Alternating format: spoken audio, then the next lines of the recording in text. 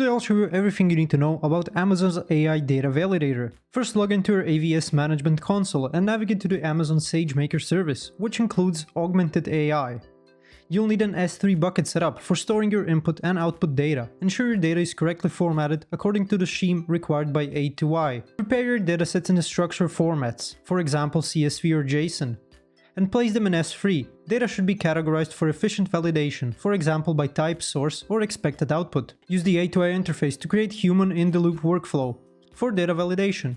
This is particularly useful for validating AI-generated results against human judgment. Define the task type, for example image or text, and set up the conditions under which human reviews are triggered. If you're using Amazon's AI models, integrate the validator within your AI pipeline to automatically check for errors or anomalies. Deploy the model and validator. Data will flow from the source, undergo automated validation, and any anomalies will trigger a human review. Use automated validation for repetitive, large volume data checks, but set human reviews for edge cases or high-value data.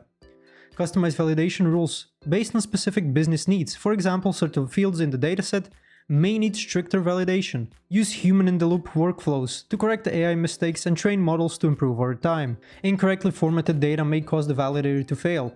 Always ensure consistency in the structures and formats. Large datasets can cause delays. To avoid this, break down data into smaller batches for quicker validation. And utilize AVS resources like S3 event notifications to trigger validation at optimal times.